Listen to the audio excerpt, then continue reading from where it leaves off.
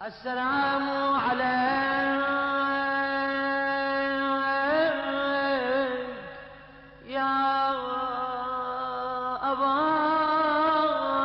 عبد الله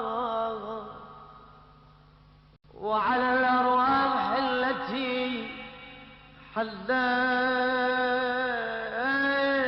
بفنائك. حسين حسين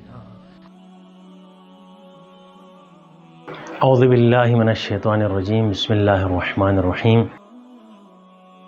ایک سوال جو نوجوانوں کے اذہان میں پیدا ہوتا ہے وہ یہ کہ عاشوراء کے روز امام علی مقام علیہ السلام کون سا ذکر جو ہے اس کا ورد فرماتے تھے؟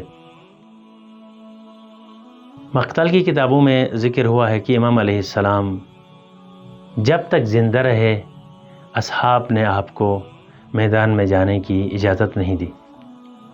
جب تمام اصحاب و اعوان و انصار شہید ہوئے تو امام علیہ السلام نے کربلا کی سرزمین میں سے ایک ایسے مقام کا، ایک ایسی بلند جگہ کا انتخاب کیا کہ جہاں سے آپ اہل خیام کو بھی نظر آتے تھے اور دشمن پر بھی آپ کی نگاہ ہوتی تھی، اور جب بھی آپ دشمن پر حملہ آور ہوتے تھے تتر بتر کرنے کے بعد جب واپس آتے تھے اپنے اسی ٹیلے پر تو لا حول ولا قوت الا باللہ کا ورد فرماتے تھے۔ اس کے چند اہداف اور چند مقاصد ذکر ہوئے ہیں۔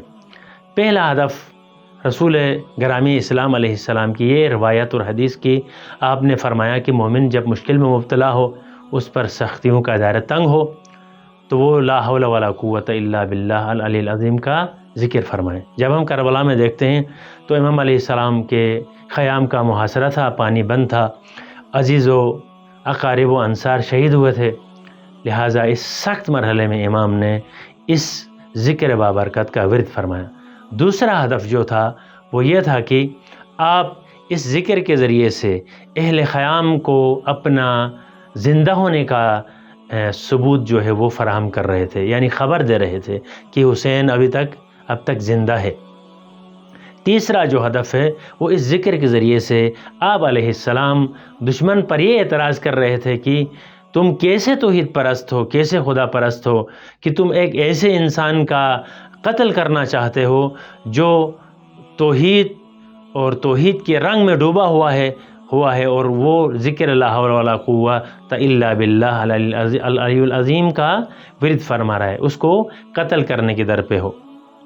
لہٰذا ان تینوں اہداف کو سامنے رکھ کر امام علیہ السلام نے اس ذکر مبارک سے جنگ کے دوران اس سے استفادہ فرمایا۔ خداوند تبارک و تعالی ہمیں ان اذکار کو اپنی زندگی کا حصہ بنانے اور اپنے مشکلات کے وقت ائمہ کی سیرت پر عمل کرتے ہوئے ان اذکار کا ورد کرنے کی توفیق عنایت فرمائے۔ والسلام علیکم ورحمۃ اللہ۔